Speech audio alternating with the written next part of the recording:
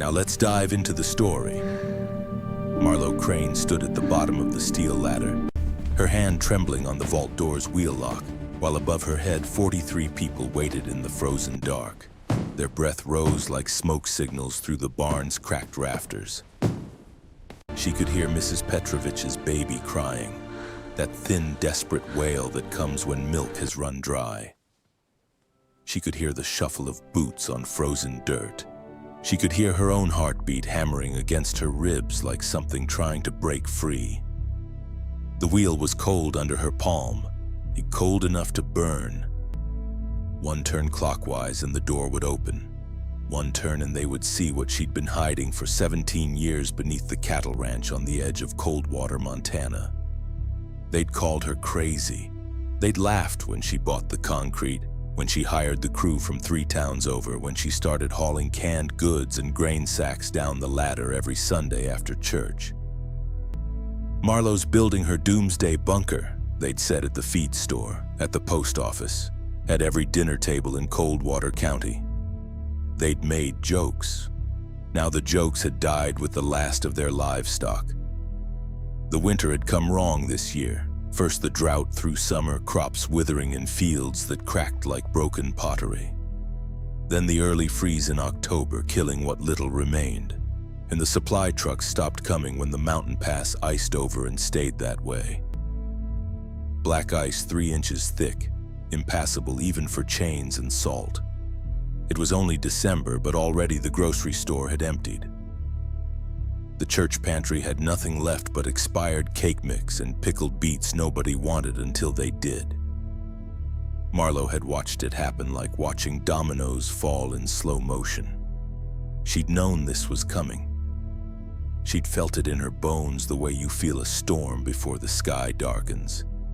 Because she'd been 7 years old once, in a country that didn't exist anymore on any map, where her mother had fed her boiled grass and called it soup, where her baby brother had stopped crying one morning and never cried again, where she'd learned that hunger doesn't kill you all at once, it takes you piece by piece, starting with hope.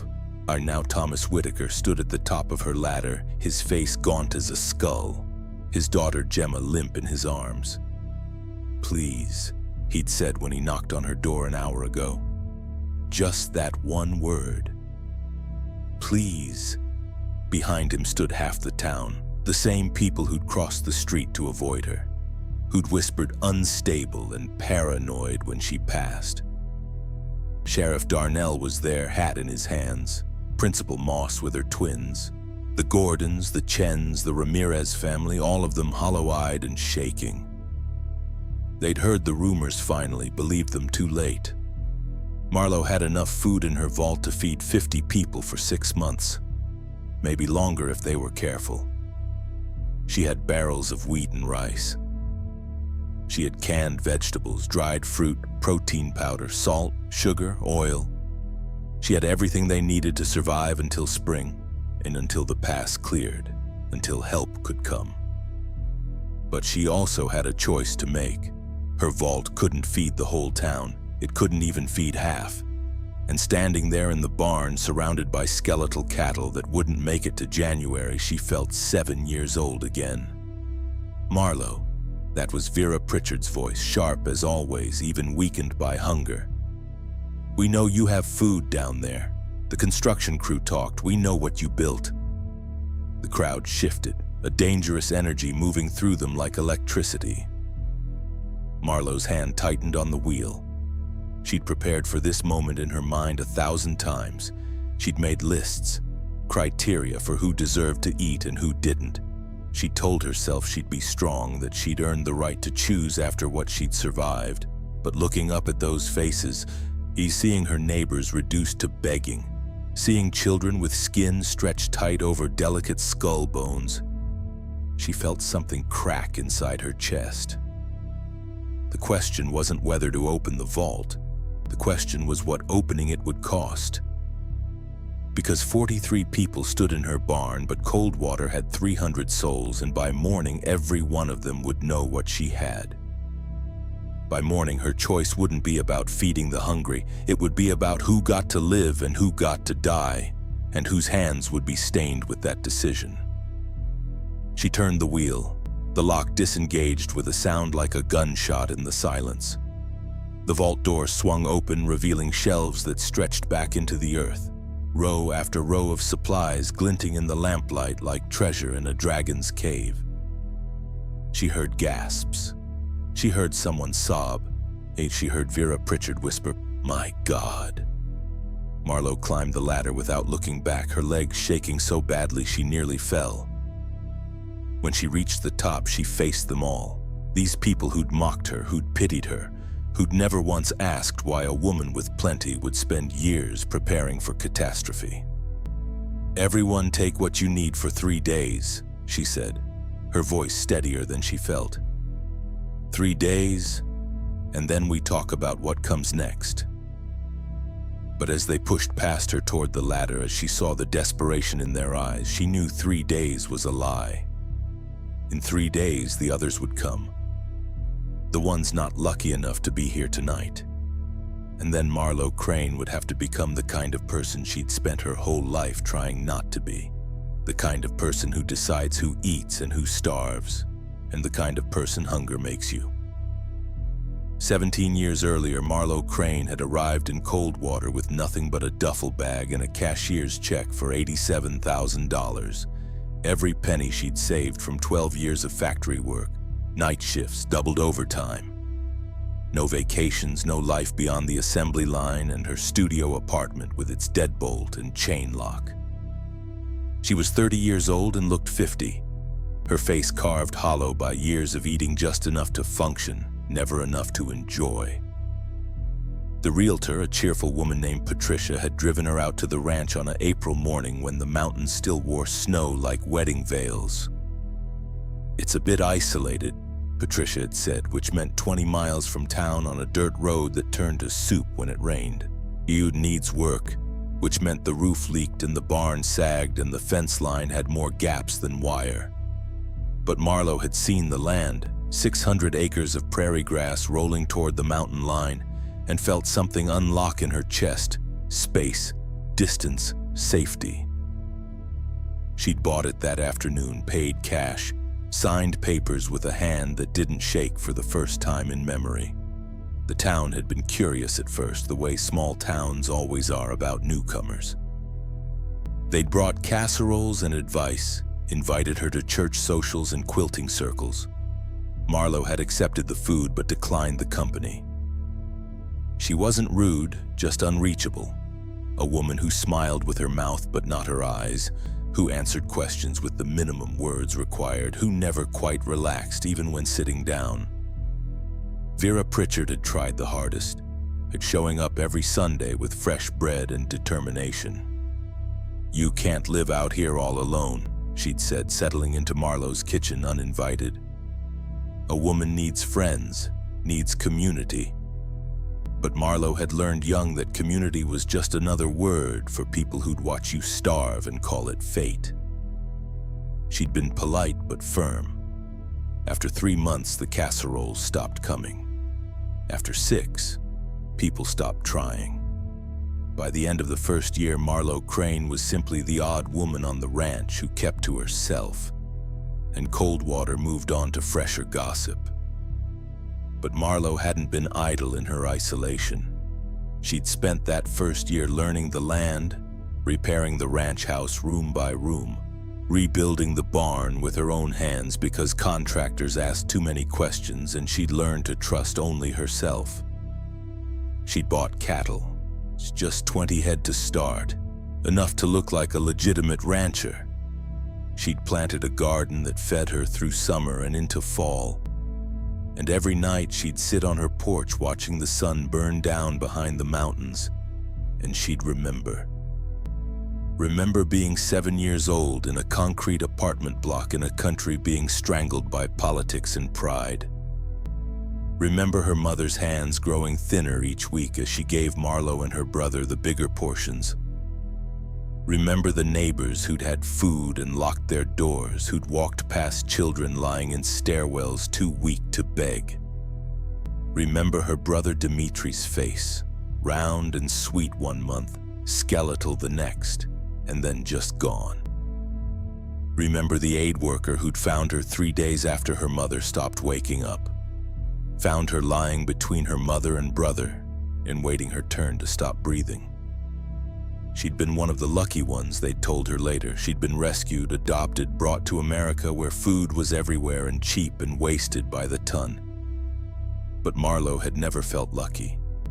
She'd felt like someone who'd survived by accident, and accidents didn't repeat themselves. The vault had started as a root cellar. That's what she told the construction crew when she'd hired them. 3 brothers from Missoula who didn't ask questions as long as the checks cleared. "Just want a place to store vegetables," she'd said, showing them plans she'd drawn herself, modified from Cold War bunker designs she'd found in library books. But the root cellar had concrete walls 18 inches thick.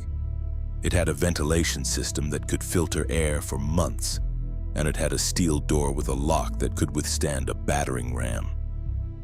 The brothers had raised eyebrows but not objections. They dug into the earth beneath her barn 20 feet down and built her something that could survive anything short of a direct nuclear strike. When they'd finished, Marlowe had paid them double and made them sign papers promising silence. They'd kept that promise for almost 15 years until hunger made secrets valuable as currency. She'd started filling it slowly, carefully, buying supplies from different stores in different towns so no one would notice a pattern. Canned goods from Billings, dried rice from Great Falls, wheat berries from Helena. Each Sunday she'd make her trips, and each Sunday night she'd carry her purchases down the ladder 1 bag at a time. The town had noticed eventually, and you couldn't hide that kind of obsession forever in a place where everyone knew everyone's business. 3 years in, Tommy Whitaker had caught her hauling 50-pound bags of flour from her truck to the barn. Planning to open a bakery? He'd joked, but his eyes held questions. Marlowe had shrugged. "Like to be prepared," she'd said. The rumors started softly, just whispers about the strange woman buying too much food, storing things, acting paranoid. Then someone remembered she'd come from somewhere foreign, somewhere with an accent she'd worked years to erase. Someone else remembered her never talking about family, about her past. The whispers became stories, the stories became certainties in the way small-town gossip always does. By year 5, everyone knew Marlowe Crane was building something out there on her ranch. By year 7, and they'd decided she was crazy. By year 10, they'd stopped wondering about it at all. She'd become part of Coldwater's landscape, as fixed and unremarkable as the mountains, as easy to ignore, which was exactly what Marlowe had wanted. Because crazy people got left alone. Crazy people got to keep their secrets. And when the world ended the way she knew it would, eventually, inevitably, crazy people got to survive. The first sign had come 14 months ago, so subtle most people missed it. The grain prices had jumped 12% overnight, and the futures market had hiccuped in a way that made Marlowe's stomach drop. She'd been standing in line at the feed store when the owner, Dale Hutchins, had cursed at his computer screen. "Supply chain issues," he'd muttered. "Everything's getting complicated." Marlowe had bought 3 months of cattle feed instead of 1, loaded it in her truck bed and driven home with her hands tight on the wheel. That night, she'd gone through her vault inventory and made new calculations. She'd thought she had enough. Now she wasn't sure enough existed anymore. The second sign came that summer when the rain stopped. Montana droughts weren't unusual, but this one felt different. The sky, a blank blue dome that went on and on, the sun beating down like punishment. Her cattle had to be moved to the north pasture where a spring still trickled. The creek that had run through Coldwater since before memory dried to mud, then to cracked earth. In town, people had started looking at each other differently, calculating who had wells and who didn't, who'd stored water and who'd assumed it would always flow from taps. Marlowe had watched and said nothing. She'd learned young that warnings only worked on people who wanted to hear them, and most people preferred comfortable lies to uncomfortable truths. She tried once, years back, to suggest to Vera Pritchard that keeping extra food wasn't paranoia but common sense. Vera had laughed, not meanly, but with the confidence of someone who'd never missed a meal. "Oh, Marlowe, you worry too much. This is America. We don't have famines here."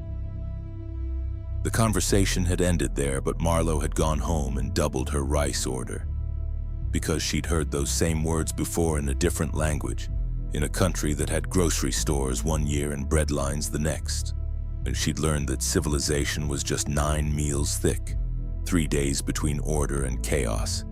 And she'd learned that when the 9th meal didn't come, people became something else entirely, something desperate, something dangerous. So she kept building her vault, kept filling it, kept preparing for a catastrophe everyone else insisted would never happen. By October, the drought had killed half the county's crops. The early freeze killed the rest. Marlowe had sold her cattle at a loss before the feed ran out, keeping just 5 head for herself, enough for milk and meat if things got desperate. She'd watched her neighbors make different calculations.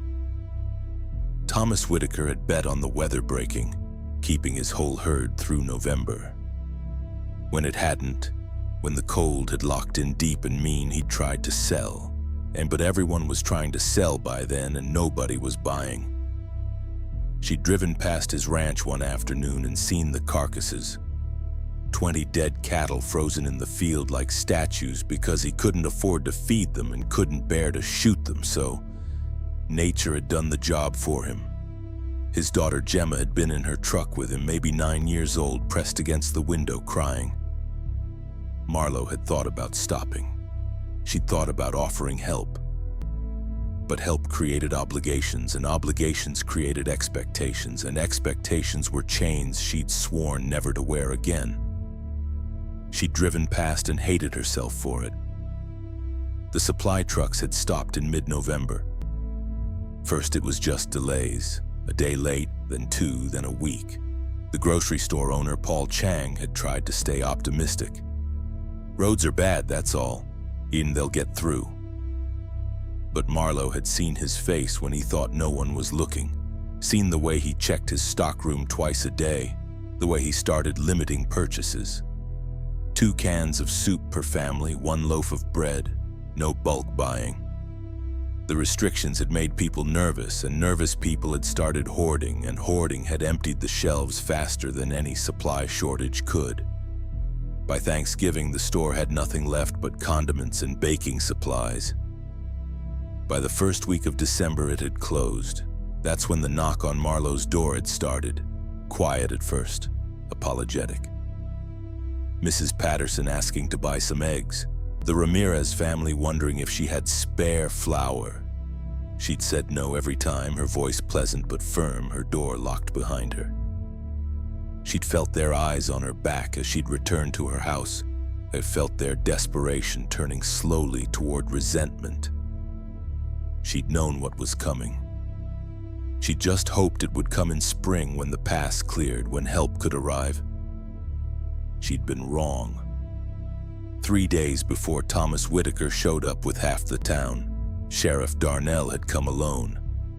He'd sat in her kitchen drinking coffee she'd offered from politeness, not warmth, and he'd looked at her with tired eyes. "Marlowe, people are talking, saying you've got food stored, saying you've been preparing for this." She'd met his gaze without blinking. "People talk about a lot of things, Sheriff." He'd nodded slowly, set his cup down. "I need you to understand something. If things get bad enough, and I think they will, I can't protect you. Can't protect anyone, really. We're 3 deputies covering 100 square miles. And when people get desperate." He'd trailed off, but she'd heard what he hadn't said. When people get desperate, laws stop mattering. When people get desperate, the strong take from the weak and the prepared get torn apart by the unprepared. She'd thanked him for the warning and locked the door behind him. Then she'd gone to her vault and sat there in the lamplight, looking at her 17 years of preparation, and she'd realized she'd made a fatal mistake. She'd planned for everything except the one thing that mattered most, that survival wasn't something you could do alone. That food was worthless if you had to shoot your neighbors to keep it. The first night after opening the vault, Marlowe didn't sleep. She sat at her kitchen table with a pencil and paper, doing mathematics that would determine who lived and who died. 43 people had taken food. 3 days of supplies for 43 people meant 129 person days of her vault depleted. She had enough stored for 50 people for 6 months. 9,000 person days total. Subtract 129, that left 8,871. Divide by 50 people. That was 177 days, almost 6 months still. But Coldwater had 300 residents, not 50.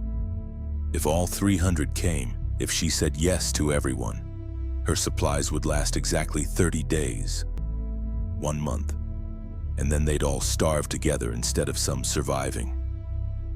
She'd stared at those numbers until they blurred, until the pencil shook in her hand, until she'd wanted to throw the paper in the fire and pretend mathematics could be ignored. But numbers didn't lie. Numbers didn't care about fairness or mercy or the way children looked at you with eyes too big for their faces. Numbers just were. By dawn, trucks had started arriving. First one, then 3, then a dozen. Word spreading through Coldwater like wildfire through dry grass. Marlowe had stood on her porch watching them come, watching desperation pour onto her property like a flood she couldn't stop. Mayor Hendricks had arrived first, official and uncomfortable in his heavy coat. Behind him came families she'd never spoken to, elderly couples she'd seen in church but never greeted, teenagers she'd watched grow up from a distance. They'd parked in her yard, in her fields, along the road, a shanty town of vehicles appearing overnight, and they'd waited, patient at first, then restless, and then angry as morning stretched toward noon and Marlowe hadn't opened the barn. She'd watched from her window, her coffee going cold in her hand, her mind running through scenarios that all ended badly. If she opened the vault again, the supplies would vanish in days. If she kept it locked, they'd break in eventually. 300 desperate people against one woman with a locked door. The outcome wasn't in question. Only the timeline. Sheriff Darnell had knocked at 10 a.m., his face grim. "Marlowe, we need to talk about rationing, about organization." She'd let him in, along with Mayor Hendricks and Vera Pritchard, who'd somehow appointed herself spokesperson for the town's moral conscience. They'd sat in her living room, these people who'd ignored her for 17 years, and told her how she needed to share her food. "It's only right," Vera had said, her voice sharp with righteousness. "You can't have all this while children starve." Marlowe had looked at her, really looked, and seen someone who'd never had to choose between eating and feeding someone else, who'd never watched a loved one die from the mathematics of insufficient supplies. "I can feed 50 people for 6 months," Marlowe had said quietly. "Or I can feed 300 people for 1 month. You tell me which choice saves more lives." The room had gone silent. Mayor Hendricks had cleared his throat. "Surely there's a middle ground, some system of distribution." But Marlowe had shaken her head. "There's no middle ground in starvation. There's only who eats and who doesn't." They'd argued for an hour, their voices rising and falling, while outside the crowd grew larger, more impatient. Vera had called her selfish, cruel, heartless. The mayor had tried reason, appealing to her sense of community responsibility. Sheriff Darnell had said nothing, just sat there looking tired, because he understood what the others didn't, that Marlowe was right, and being right was its own kind of hell. Finally, she'd stood. "I'll open the vault 3 times a week, Wednesdays, Fridays, Sundays. Each family can take enough for 3 days, that's all. When it runs out, it runs out." Vera had started to protest, but the sheriff had stopped her with a raised hand. "It's more than she has to give," he'd said. "It's more than anyone else prepared to give." They'd left after that, and Marlowe had stood alone in her house, listening to the sound of engines starting, people talking, hope spreading through the crowd like a disease. Because hope was dangerous. Hope made people believe they'd all be saved, and Marlowe knew from experience that salvation was always selective. That afternoon, she'd opened the vault for the second time, and this time she'd seen the full weight of Coldwater's need. Not 43 people, but 200, maybe more, lined up in her barn like refugees at a border crossing. She'd set rules. 1 representative per household. Take only what you need for 3 days. No pushing, no arguing. For the first hour, people had obeyed. They'd filed down the ladder one at a time, emerged with bags and boxes, thanked her with voices that shook. But then the Gordons had come, all 7 of them, parents and 5 kids ranging from 3 to 15. Mrs. Gordon had looked at the 3-day ration Marlowe had measured out and started crying. "This isn't enough. Look at them, they're already so thin." Marlowe had looked, had seen the children's hollow cheeks, the way their clothes hung loose on disappearing frames, had felt something crack deeper in her chest. "I'll give you extra for the youngest too," she'd heard herself say, but don't tell anyone." Mrs. Gordon had grabbed her hand, squeezed it hard enough to hurt. "Bless you, bless you." But Marlowe hadn't felt blessed. She'd felt like someone who just started down a slope with no way back up. Because if she gave extra to the Gordons, the Ramirez family would ask, and the Chens, and every family with young children. And then the elderly would ask, and the sick, and everyone would have a reason why they deserved more, and her mathematics would collapse into chaos, and chaos would kill them all. By the second week, and the system Marlowe had created was falling apart. The 3-day rations weren't stretching the way they should because people were eating more than necessary, gorging after weeks of hunger, unable to moderate themselves. Children were sneaking extra food when parents weren't watching. Adults were lying about family sizes, claiming cousins and nephews who didn't exist. Marlowe had caught the Peterson boys, twins, 17 years old, climbing through her barn window at midnight, trying to break into the vault. She'd fired a warning shot over their heads with her daddy's old rifle, watched them run into the darkness, and then sat on the barn floor until dawn trying to stop shaking. Because those boys weren't criminals, they were just hungry. And tomorrow they'd be hungry again, and eventually a warning shot wouldn't be enough. Either eventually someone would decide that dying quick from a bullet was better than dying slow from starvation. She'd gone to Sheriff Darnell the next morning, told him what happened. He'd promised to talk to the Petersons, but his eyes had held no conviction. What could he do? Arrest them for being desperate? Lock them up and feed them with supplies that didn't exist? The real trouble started when people noticed the inequity. Marlowe had tried to keep her extra portions for families with young children quiet, but secrets died hard in small towns. Someone had seen the Gordons leaving with more than their share. Someone else had noticed the Ramirez family getting larger rations. By the 3rd distribution day, Vera Pritchard had been waiting at the barn door, arms crossed, face tight with accusation. "You're playing favorites," she'd said loud enough for everyone in line to hear. Some people getting more, while others get barely enough to survive. Marlowe had felt the crowd shift, felt the temperature change from grateful to hostile in seconds.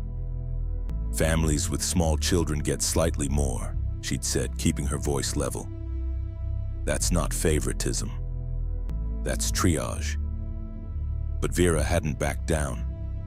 "My mother is 78 years old. She needs more food, not less. But because she doesn't have crying babies, you're letting her starve." The accusation had hung in the cold air, and Marlowe had seen agreement ripple through the crowd. The elderly mattered. The sick mattered. Everyone had someone who deserved more, and suddenly her mathematics didn't look like logic anymore. It looked like cruelty wearing a calculator's face. On that night, the first fight had broken out. Two families, the Whitakers and the Mosses, had gotten into a screaming match over who'd taken more than their share. It had started with accusations, escalated to shoving, and ended with Thomas Whitaker's nose bleeding while Principal Moss cried and apologized and swore she'd only taken what was measured. Sheriff Darnell had broken it up, sent everyone home, but the damage was done. People weren't just hungry anymore, they were turning on each other, looking for someone to blame besides the weather, the supply chains, the government that had forgotten them. And Marlowe was the easiest target, the woman with food who wouldn't share enough, the paranoid hermit who'd prepared while they'd trusted, the foreigner who'd never really belonged anyway. She'd heard the whispers starting, and heard her name attached to words like hoarder and selfish. Heard people questioning why one woman should decide who ate and who didn't. She'd known this would happen. She'd prepared for everything except how much it would hurt to be hated for trying to help. The crisis point came on a Sunday, 15 days after she'd first opened the vault. Marlowe had been in the barn doing inventory, counting what remained with a sinking feeling in her stomach. The supplies were going too fast. People were taking more than they reported, stealing when they thought she wasn't watching, or maybe she was just wrong about how long things would last.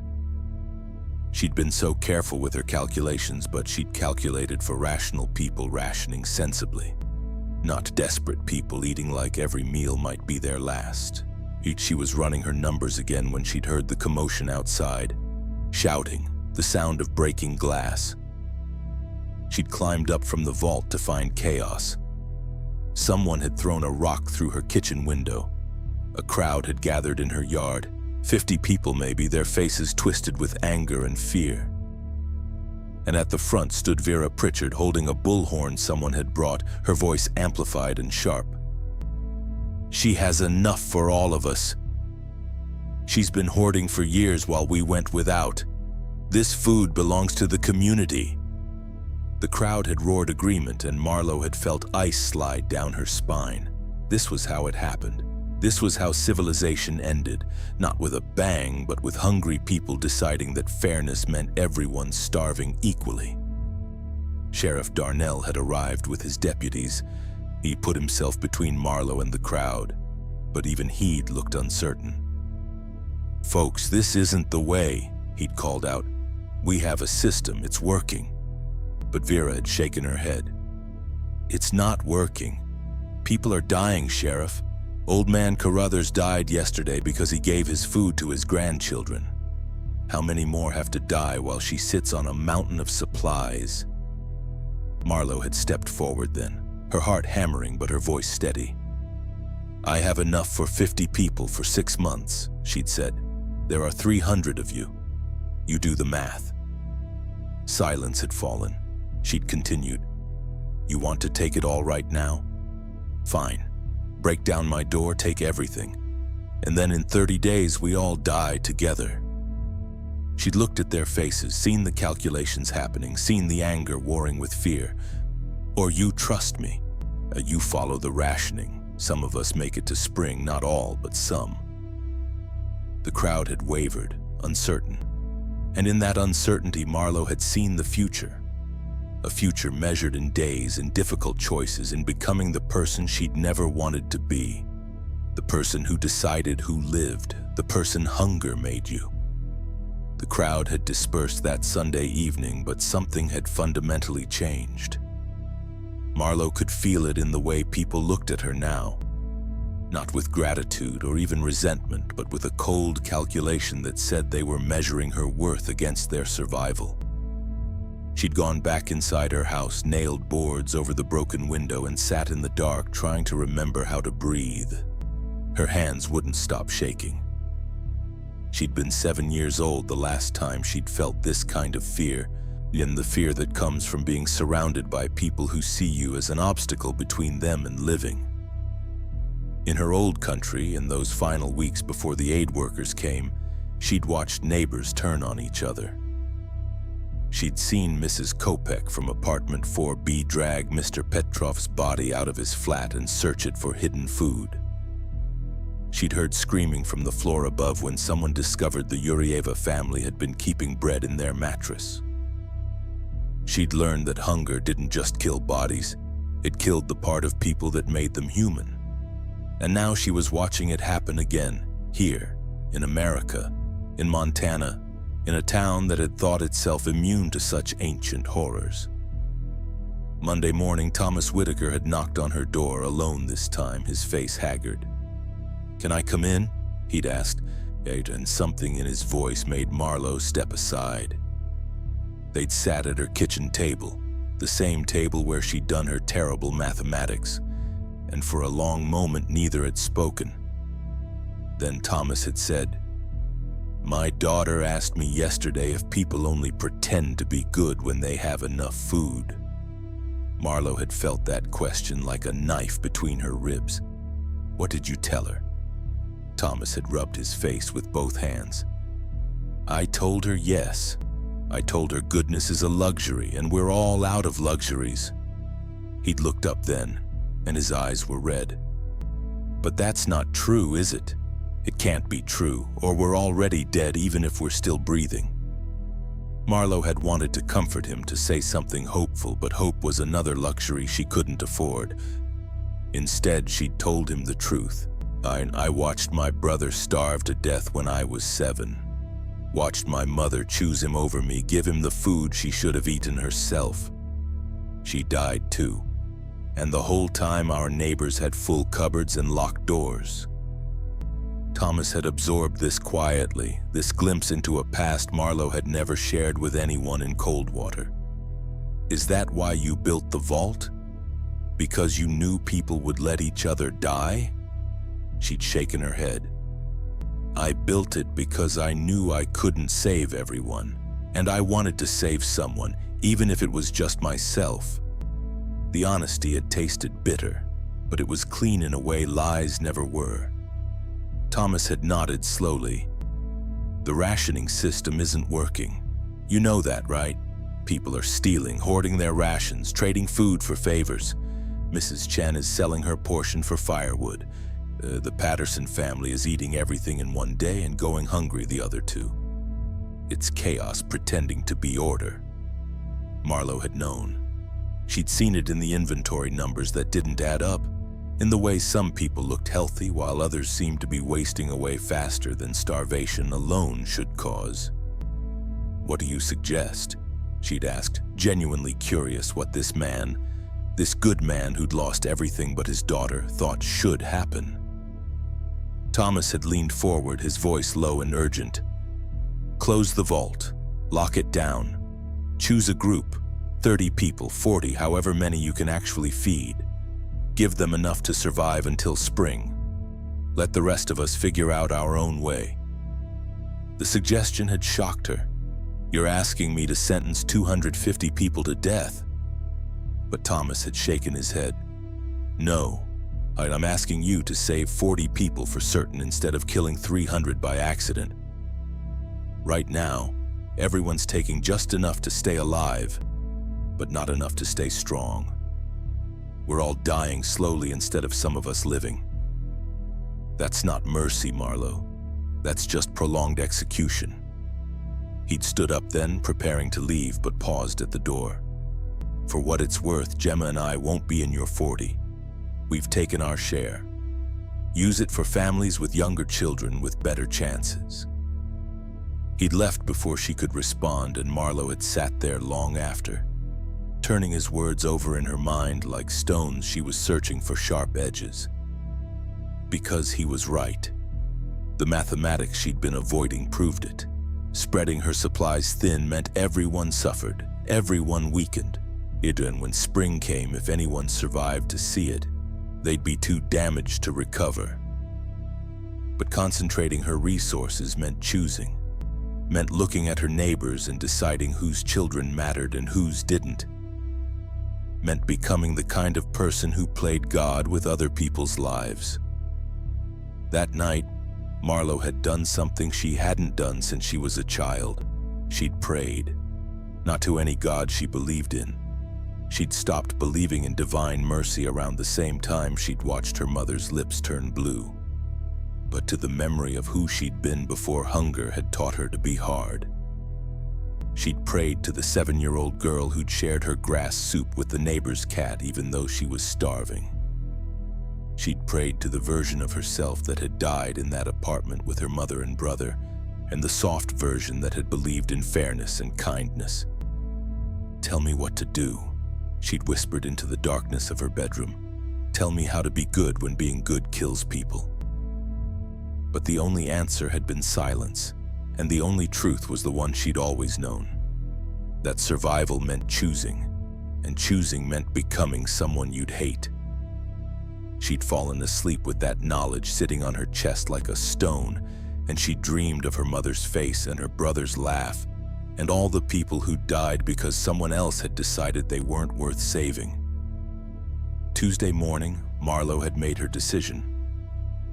She'd spent the night running numbers, making lists, trying to find some formula that would make choosing bearable. Age, health, family size, contribution to community. Skills needed for rebuilding. And she tried every metric she could imagine, but they all felt like excuses for playing God. Finally, she'd settled on the only logic that felt clean, even if it was brutal. Children first. Families with kids under 12 got priority. After that, young adults who could work, who could help others survive. The elderly last, the sick last, the single adults without dependents last. It was brutal mathematics without sentiment, and it made her want to vomit, but it was honest in a way that pretending everyone could be saved was not. She'd written 38 names on her list, 38 people she could feed through to April, when the pass would clear, when help could come. 173 people had come to her vault. That meant 135 would be cut off. In 135 people she was sentencing to figure out their own survival or die trying. She'd called a town meeting for noon, asked Sheriff Darnell to help her gather everyone at the old community center, the only building big enough to hold Coldwater's remaining population. The building hadn't been used since the church Christmas pageant, and it smelled like dust and old wood and the ghost of better times. People had filed in slowly, suspicious, their faces tight with hunger and worry. Marlowe had stood at the front with her list folded in her pocket, feeling its weight like a loaded gun. When everyone had settled, when the room had gone quiet enough to hear snow falling outside the tall windows, she'd begun. "The current system isn't working. We're running through supplies too fast. At this rate, the vault will be empty by mid-February and we'll all starve before spring." Murmurs had rippled through the crowd. She'd continued, "I'm proposing a new system. Closed access. 38 people will receive full rations through April. The rest will receive one final week of supplies, and then the vault closes." The murmurs had turned to shouts. Vera Pritchard had shot to her feet. "You can't be serious. You're going to pick and choose who lives? Who gave you that right?" Marlowe had met her eyes without flinching. "Nobody gave me the right, but I'm the one with the food, so I'm the one who has to choose. Unless you have a better solution?" Silence. Because there was no better solution, and everyone in that room knew it. Mayor Hendricks had stood up, his voice shaking. "How do we know your selection will be fair? What criteria are you using?" Marlowe had pulled out her list, unfolded it slowly. Children under 12 and their immediate caregivers. After that, young adults capable of heavy work. Medical personnel, teachers.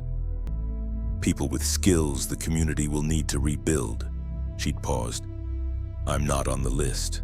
Neither is anyone over 65 without young dependents.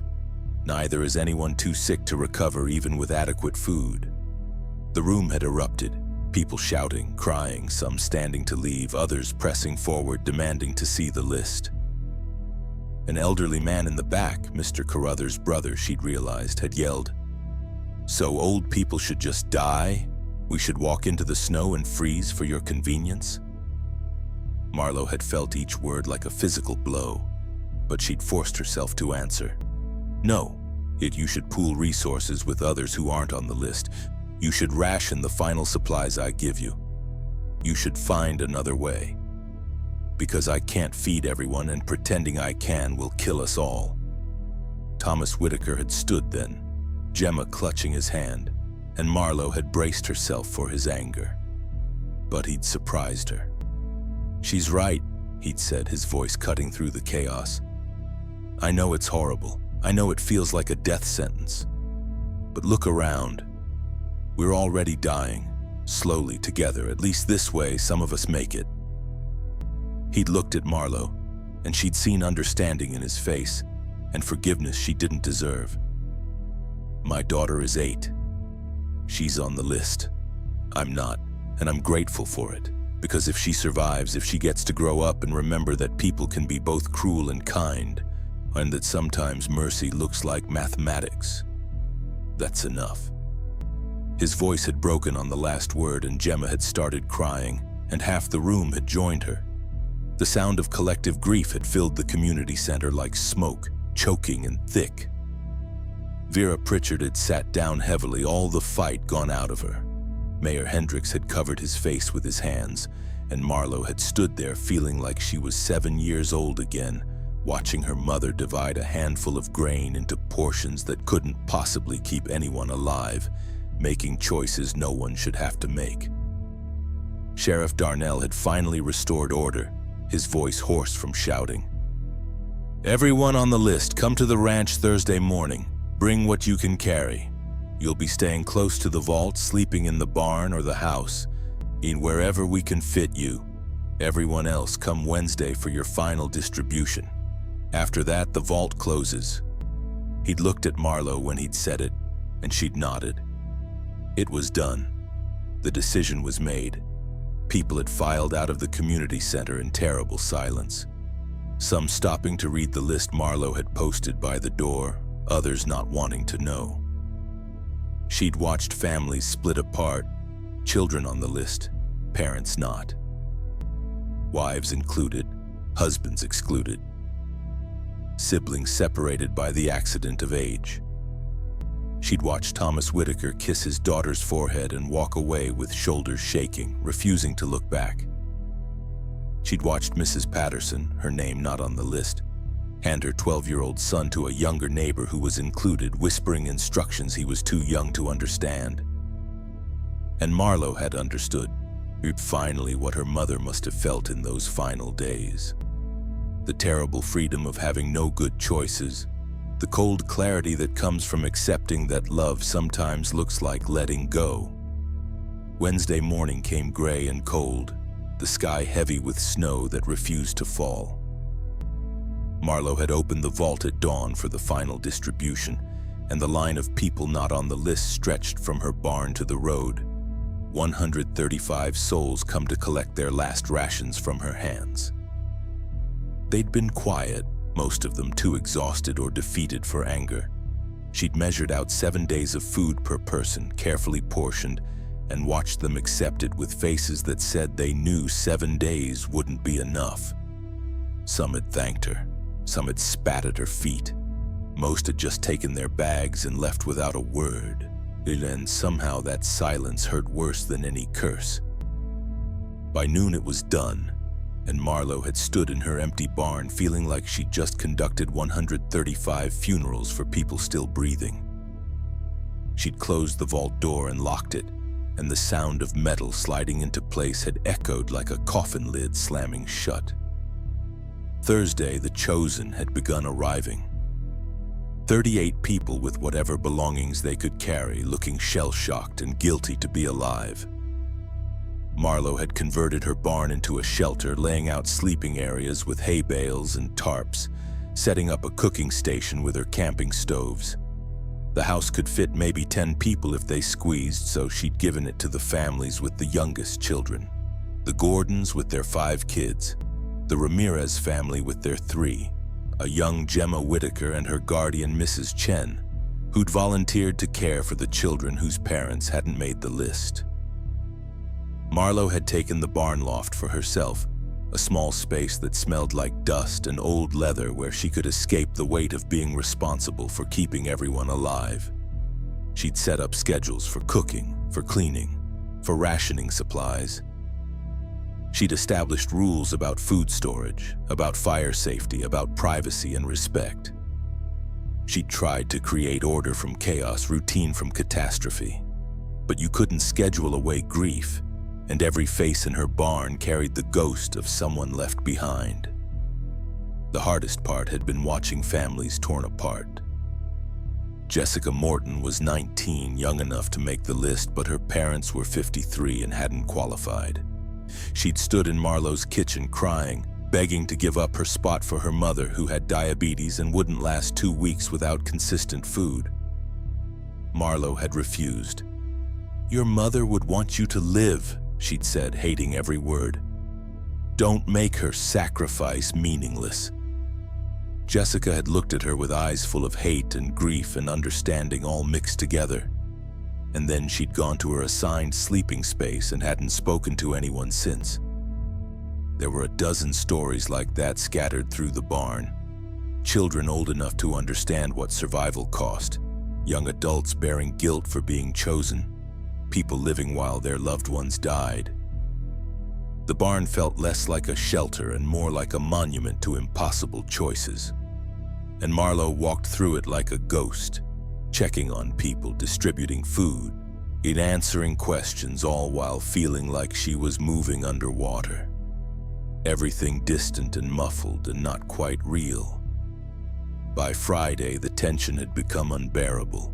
The chosen tried to act normal, tried to be grateful, but underneath everyone was waiting for something to break. And that evening, it did. Someone had started a fire, not an accident, but deliberate, set to the back of the community center where Marlowe had posted her list. Sheriff Darnell had gotten it under control before it spread, but the message was clear. The town was splitting. Those with access to the vault and those without. Those who'd been chosen and those who'd been left to die. Marlowe had watched the fire trucks leave, watched the smoke rise black against the darkening sky, and felt the last threads of community fraying apart. When she'd gone to bed that night, she'd locked her door for the first time since opening the vault. Not to keep the chosen in, but to keep everyone else out. Because desperation was growing in Coldwater like a living thing, and desperate people did desperate things. She'd learned that lesson young, and she was about to learn it again. Saturday night, the breaking point came. Marlowe had been in the vault doing inventory when she'd heard the commotion above, shouting, the sound of the barn door being forced open. She'd climbed the ladder fast, her heart hammering, and emerged into chaos. A group of 20 people had broken into the barn, some of them faces she recognized from the final distribution, others strangers from outlying properties she'd never seen. They were armed, not with guns, but with tools, with desperation, and with the kind of focused intensity that said they'd made a decision and nothing would stop them. Their leader was Dale Hutchins from the feed store, his face gaunt but determined. "We're taking enough food to survive," he'd said, his voice rough. "We're not asking.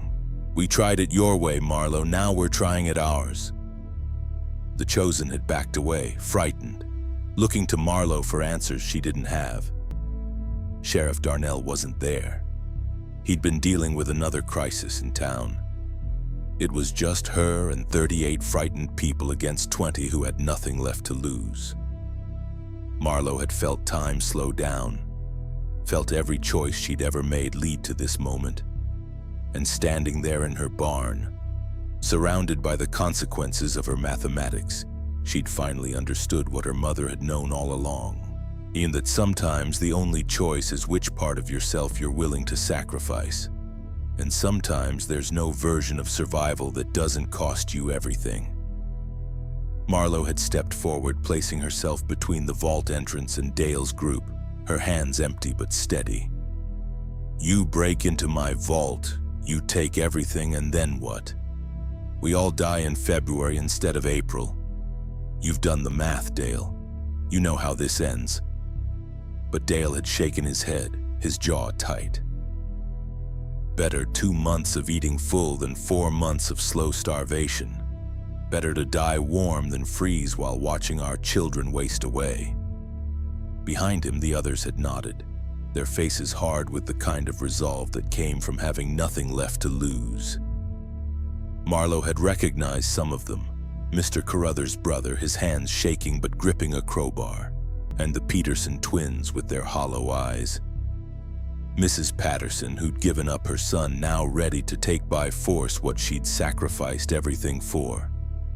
These weren't criminals. They were neighbors pushed past breaking. And standing there, Marlowe had realized that her careful plans, her 17 years of preparation, her brutal mathematics, none of it had accounted for the one variable that mattered most. That humans weren't numbers on a page. They were messy, irrational, desperate creatures who'd rather burn the world down than die quietly in the dark. "Please," one of the chosen had whispered behind her. Young Marcus Chen, 14 years old, clutching his baby sister. "Please don't let them take our food." But Marlowe had heard the other voice too, and the unspoken one from the people with the crowbars and desperation in their eyes. "Please don't make us starve. Please don't let our children die. Please see us as human." Both pleas were valid. Both were heartbreaking. Both couldn't be answered. This was the moment her mother had faced, the one Marlowe had spent her whole life running from. The moment where mercy required choosing sides, where there was no solution that didn't leave someone bleeding. Dale had taken a step forward. "I don't want to hurt anyone, but I will take that food. Move aside." Marlowe hadn't moved. Behind her, she'd heard the chosen gathering courage, finding weapons of their own, pitchforks, shovels, whatever was close. In seconds, this would become a war, neighbor against neighbor, and the last shred of Coldwater's humanity tearing itself apart over bags of rice and canned beans. And all of it, every bit of this nightmare, was because she'd said yes.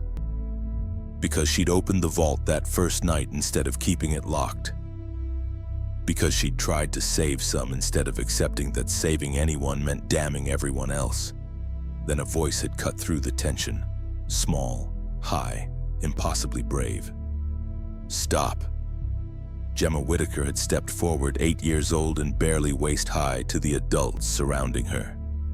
She'd walked right up to Dale Hutchins and looked up at him with eyes too old for her face. "Mr. Hutchins, you gave me a lollipop at your store last summer, cherry-flavored. You said it was on the house because I helped my dad load feed bags." Dale had looked down at her and something in his face had cracked. I remember." Gemma had nodded. "My dad's not here. He's not on the list. He's probably dying right now and I can't even see him because Mrs. Chen says it would be too hard." Her voice had broken, but she'd kept talking. "But you know what he told me before he left? He said that people are only good when they have enough, and we don't have enough. None of us do. So nobody here is good anymore. Not you, not me, not Miss Marlowe." She turned to look at everyone, the chosen, the desperate, Marlowe herself. "But we could be. We could choose to be, even when it's hard. Especially when it's hard." The silence that followed had been absolute. Dale's hand had loosened on his crowbar. Behind him, Mrs. Patterson had started crying, deep sobs that shook her whole body. And Marlowe had felt something shift inside her chest. It's something that had been frozen since she was 7 years old and watched her mother die. This child, this impossibly brave child, had just done what Marlowe had spent 17 years refusing to do. She'd chosen to believe in goodness even when every rational fact said goodness was a luxury they couldn't afford. And standing there, Marlowe had realized she'd been asking the wrong question all along.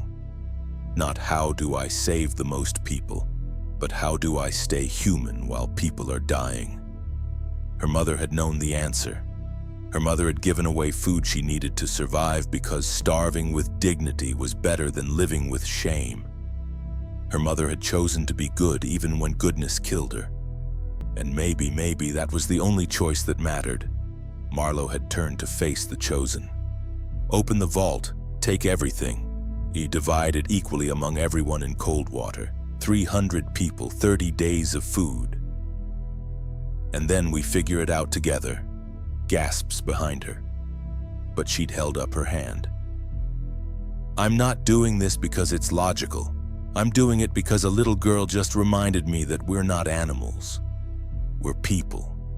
And people take care of each other even when it's stupid. Especially when it's stupid.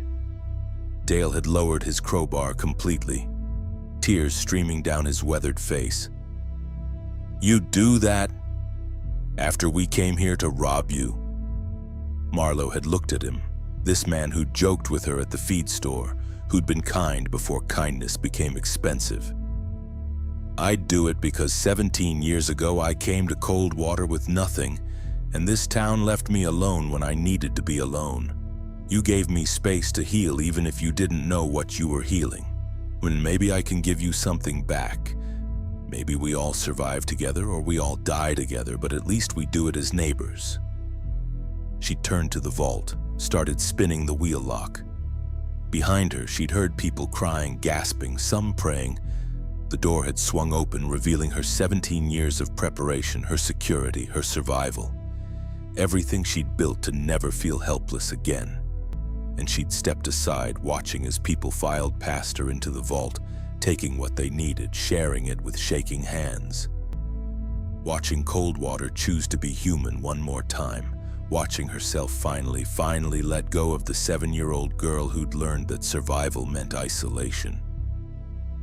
And feeling for the first time in decades something that might have been hope. The vault had emptied in 3 hours.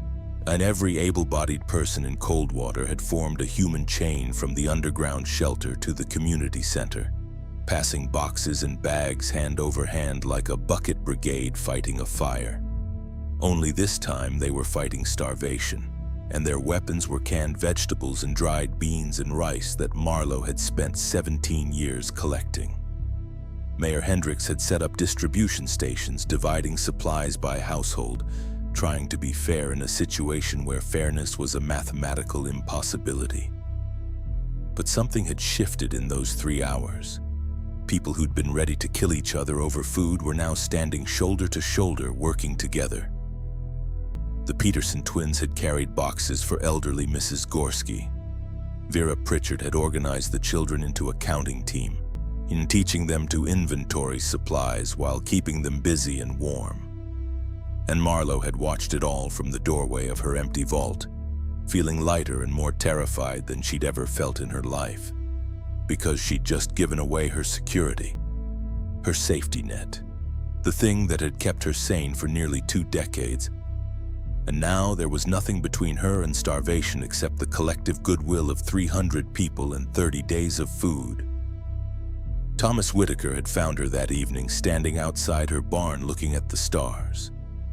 He'd brought Gemma with him, and the little girl had run to Marlowe and hugged her waist without a word. Marlowe had stood there frozen, not knowing what to do with her hands until finally she'd let them rest on Gemma's shoulders, feeling the warmth of another human being choosing to touch her. Thank you, Thomas had said quietly. For choosing this, for choosing us. Marlowe had shaken her head. I didn't choose anything, your daughter did. But Thomas had smiled, sad and knowing. No, she just reminded you of what you already knew, that you're not the person hunger made you. You're the person who survived hunger and stayed kind anyway. Those words had broken something inside Marlowe, some last wall she'd built around the 7-year-old girl who'd lost everything. She'd started crying then, really crying for the first time since her mother died. And Thomas had let her, standing there in the cold while his daughter held on to a woman who'd spent 17 years pushing everyone away. And when the tears finally stopped, Marlowe had felt different, smaller maybe, more fragile. but also more connected to the world than she'd been since before she understood what starvation meant. The next 3 weeks had been harder than anything Marlowe could have imagined.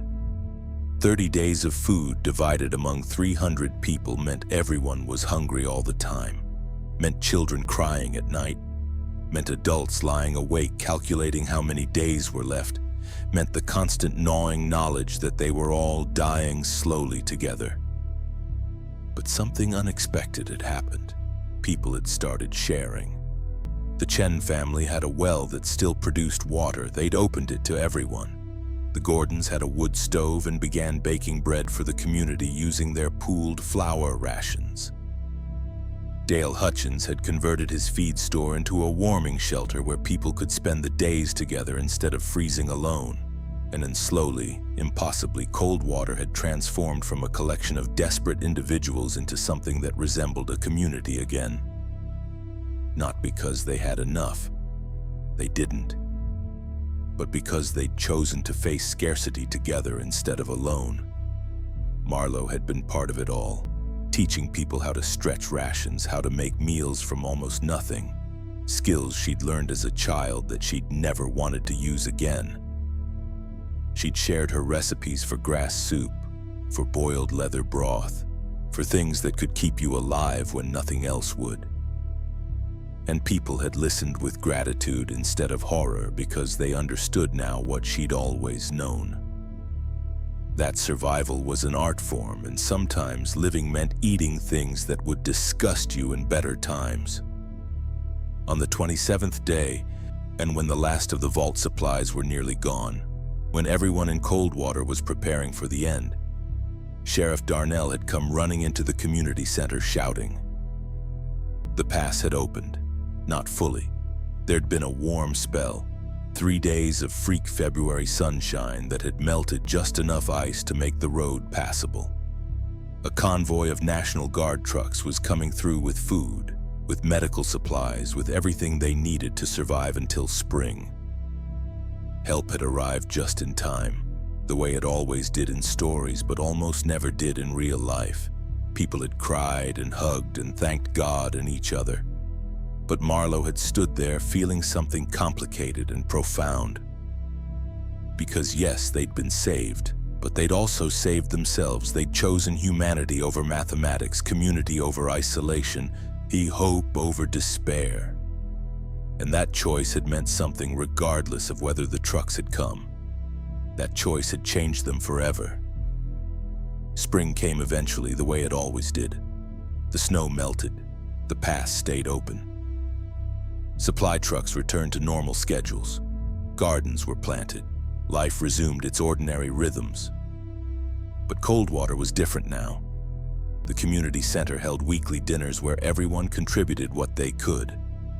The vault, Marlowe's vault, became a true community shelter, restocked and maintained by volunteers, a resource for everyone instead of one woman's private fortress. And Marlowe herself had changed most of all. She still lived on her ranch, still kept to herself more than most. But her door was unlocked now. Children came by to help with the cattle. Thomas and Gemma visited every Sunday for dinner. And Vera Pritchard stopped by with bread that Marlowe had taught her to make from almost nothing. She'd become part of Coldwater in a way she'd never allowed herself to be before.